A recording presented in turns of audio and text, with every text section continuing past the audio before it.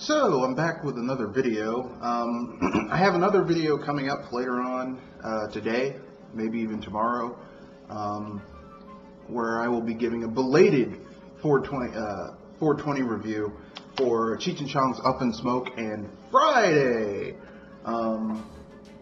Because, you know, they're movies about people doing drugs. But with that being said, this video is about the straw that broke the camel's back.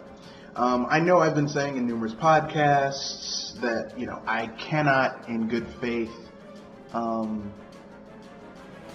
support the Epic Game Store. But there was one game that I really wanted that they said, well, it's an exclusive, it's a timed exclusive, and it just, I was like, fuck, you sons of bitches.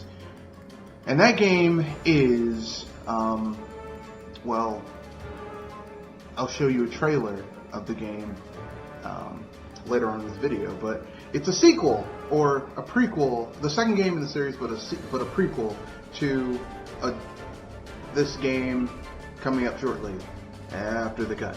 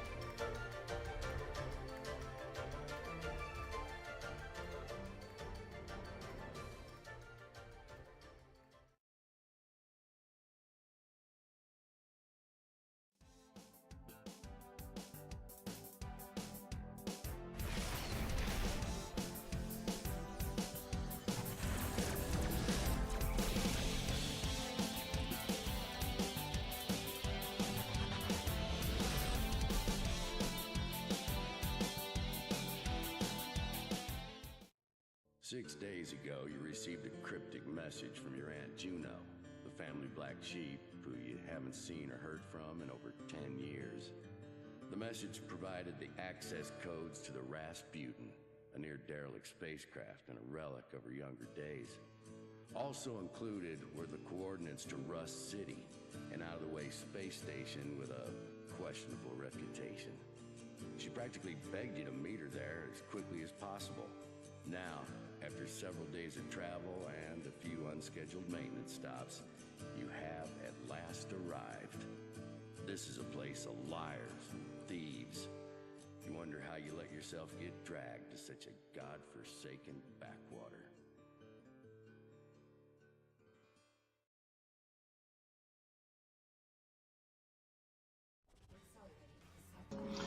So this is Rebel Galaxy, and Rebel Galaxy is essentially kind of like a homage to old school roguelike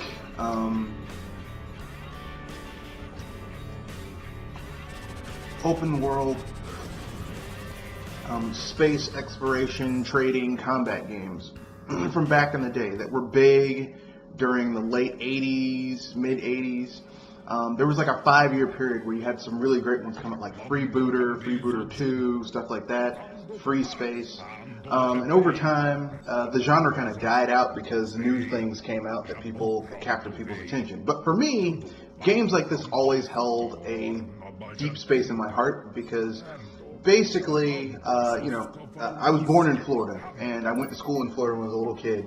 And one of the big things that used to be in Florida, not so much anymore, but used to be a big thing in Florida, was NASA. And, you know, I was fascinated with astronauts. Like, I knew a lot of facts about astronauts and NASA and the NASA program and all that stuff. I liked the idea of going into space and buying shit and building shit. And it was just a really neat thing. So with that being said,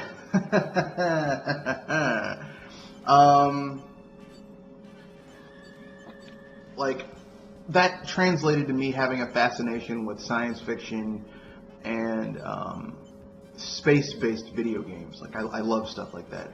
So, with all that being said, I'm a huge fan of games that have space travel and have you fighting in space and doing cool shit. Love it. Fucking love it. Haven't seen it done well as of yet, but I love it when it's done. So with that being said, when a game comes out that has this type of thing, that isn't ultra space simmy, but, has that option for people, I'm on it like a dog on a biscuit. So with that being said, what does that mean? How does that relate to the Epic Game Store? Well, they have a timed exclusivity for the sequel or the next game in this series, but a prequel to this game. And that just that was the straw that broke the camel's back for me. So let me show you the trailer for that game, the actual gameplay trailer, and then we'll get into it after the cut.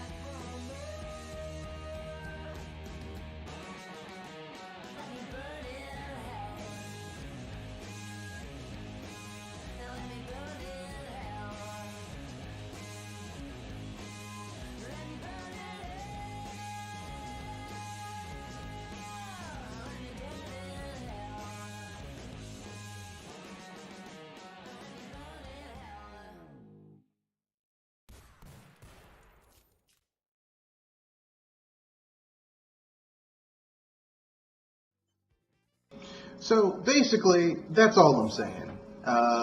I'm a sucker for games like that. I'm a sucker for games that essentially let me do stuff like that.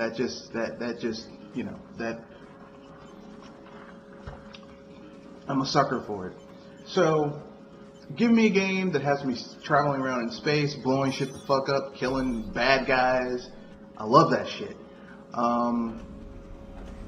Mostly because it's an underutilized genre. Like, most space games are either going to be strategy games like Civilization Beyond Earth or Civilization Beyond Earth Starships, or there's like a ton of them out now, like Sins of a Solar Empire. Like they're space games, but you don't really get to the nitty gritty. Okay, you're just a guy or gal or some other random creature with a spaceship traveling around. So one of the reasons I'm a huge fan of Mass Effect, because you could do that, although the ship travel kind of sucked. But aside from that, I love the concept of it. So with that being said, Rebel Galaxy Outlaw, which is the second game in the series, but a prequel to the first game, which you're seeing footage of right now. That's basically the straw that broke the camel's back for me in terms of playing certain types of video games. For me, getting the Epic Game Store, and I know it's also coming to the Switch, according to their trailer. But here's the problem. I don't feel like waiting that long for a game, and the Switch version of the game, while it'll be portable, games like this I like to play at home, and the Switch kind of the big selling point for the Switch is, you can take it on the go, but I don't want to play my home console games on the go. Plus, I like to cheat, and you can use trainers, and you can't really do that on the Switch. So, yeah. That being said, just want to let you know that's why I basically have given up on it.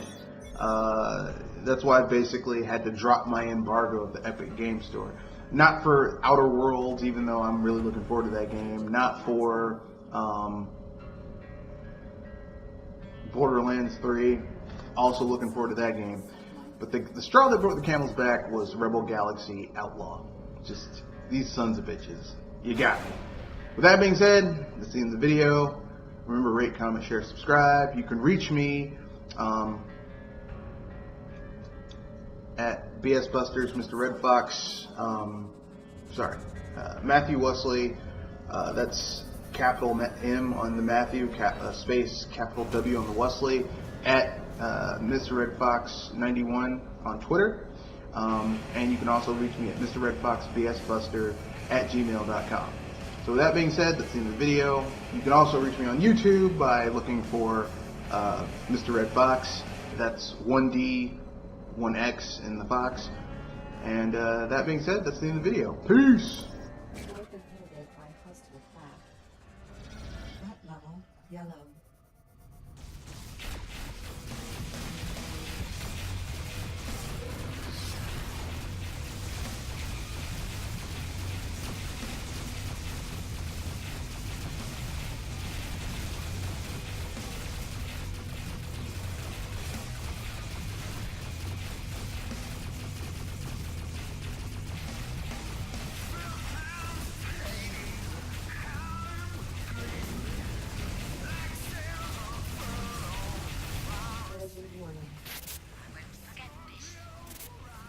Court shields down. Court shields down.